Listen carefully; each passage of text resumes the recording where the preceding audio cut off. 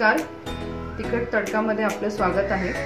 आज मी तुम्हाला दाखवणार आहे म्हैसूर मसाला डोसा। त्यासाठी लागणारे साहित्य आहे हे मी या वाटीने हे 3 वाट्या तांदूळ घेतले। तुम्ही कुठल्याही प्रकारचा तांदूळ घेऊ शकता। इथे मी कोलम वापरलाय।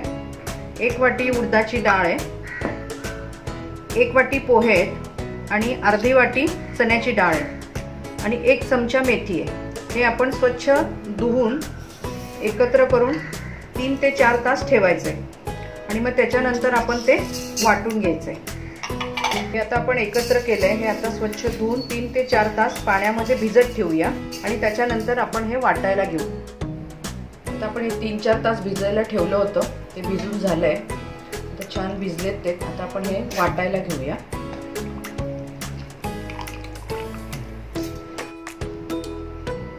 आता आपलं वाटून झालंय।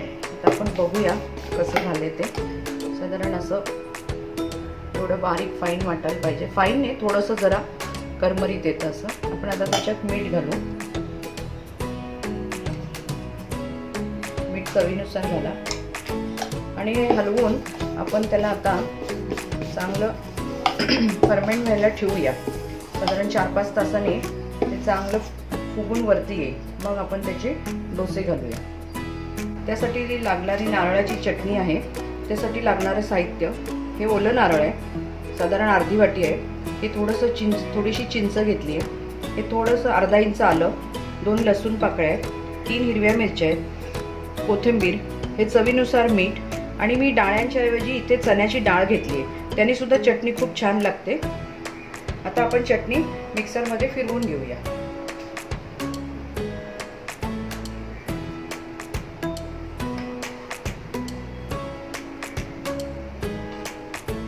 ही आता आपल्या नारळाची चटणी मिक्सरमधून काढून झालेली आहे। आता आपण दुसरी लाल चटणी करायला घेऊया। आता आपल्याला ही लाल चटणीचं साहित्य बघायचं आहे। त्यासाठी मी इथे घेतलेला 1 कांदा, 4 लाल मिरच्या आहेत। तुम्हाला पाहिजे तशी तिखट पाहिजे त्या हिशोबाने कमी जास्त करू शकता। 1 चमचा चण्याची डाळ घेतली आहे, 1 चमचा उडदाची डाळ घेतली आहे, 2 लसूण पाकळ्या घेतल्यात आणि 1 आल्याचा तुकडा घेतला आहे, चवीनुसार मीठ। आपण हे थोड्याशा तेलामध्ये थोडं परतून घेणार आहोत आणि मग मिक्सरला लावून त्याची चटणी करणार आहोत। आपण आता याच्यात थोडंसं तेल घालूया।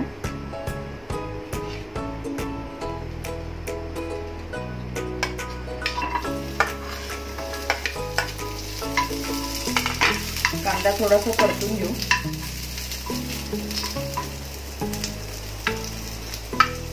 आता कांदा थोडा लाल झालाय आपला। आता आपण डाळ टाकूया।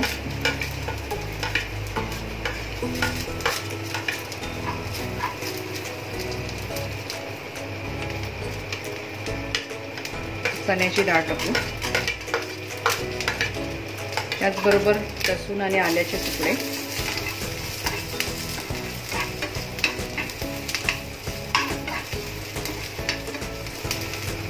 मिरच्या घालूया। जास्त परतायची नाही, नाहीतर त्याचा ठसका लागेल, कारण तेल कमी आहे। आता आपण हे परतून घेतलंय, त्याच्यात हे चवीनुसार मीठ घालूया आणि हे गार झालं की मिक्सरमधून काढून घेऊया, म्हणजे आपली लाल चटणी तयार। आता आपण ती लाल चटणी गार झाल्यानंतर मिक्सरमधून काढून घेतलेली आहे। ती आता मी वाटून इथे ठेवली। आता आपण बटाट्याची भाजी करूया। आपण आता पॅन ठेवून तेल तापत ठेवलंय। तेल तापलंय आपलं। आता भाजी करतोय आपण। मोहरी घातली, जिरं घालूया,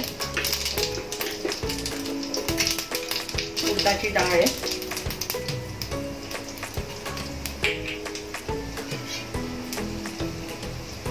थोडी हळद, हिंग, कांदा घालूया,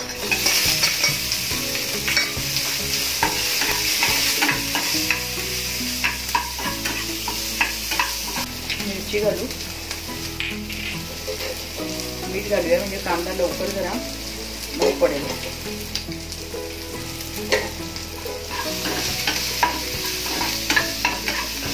आता कांदा चांगला झालाय। आता आपण बटाटे घालू।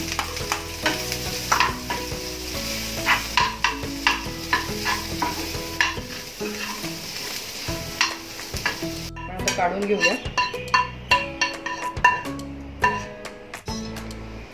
तवा चांगला तापला आहे, आपण डोसा घालूया।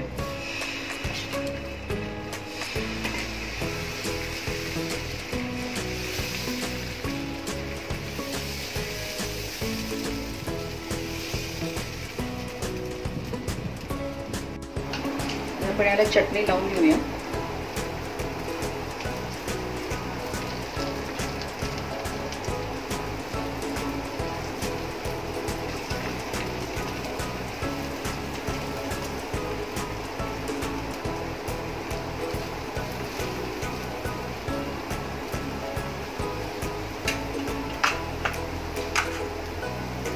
भाजी ठेवूया त्याच्यावरती.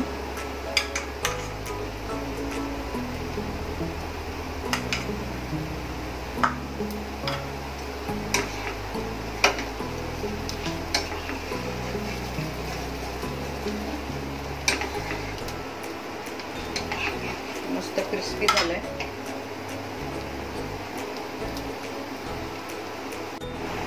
आपण याला फोल्ड करून घ्या.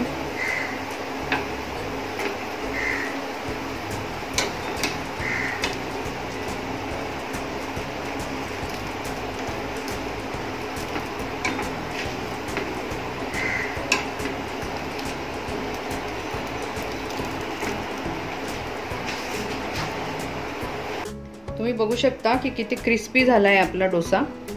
आता आपण सांबार करायला घेऊया. आता आपण पॅन ठेवलाय. पॅनमध्ये मी पाणी टाकलंय. इथे शेवग्याची शेंग आणि लाल भोपळा शिजवून घेतलाय कुकरमध्ये. तो आपण याच्यात घालूया. तुम्ही कुठल्याही प्रकारच्या भाज्या टाकू शकता. वांग, बटाटा, तुम्हाला जी आवडत असेल ती भाजी टाका. नाही टाकली तरी चालतं. आता याला थोडी उकळी आली तर आपण कढीपत्ता घालू.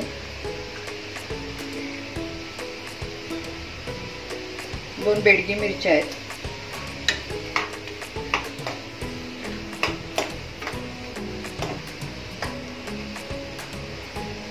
ही डाळ शिजवून घेतली आहे, तुरीची डाळ. आपल्याला पाहिजे तेवढी आपण घालू शकतो. तुम्हाला किती पातळ पाहिजे त्याप्रमाणे घाला.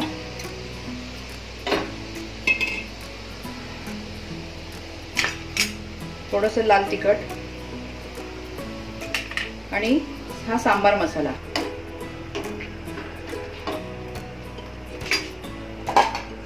चवीनुसार मीठ.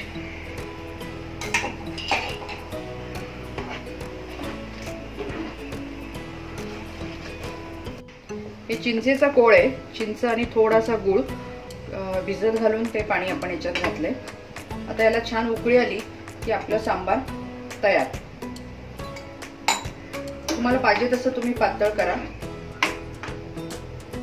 आता आपला म्हैसूर मसाला डोसा, सांबार आणि चटणी तयार झालेली आहे. खूपच छान झाला आहे डोसा. तुम्ही पण करून बघा. तुमचा अभिप्राय मला कळवा. आणि जर तुम्हाला ही रेसिपी आवडली असेल तर लाईक करा, शेअर करा आणि सबस्क्राईब करा. आणि तसंच बेल आयकॉन वाजवायला विसरू नका. धन्यवाद.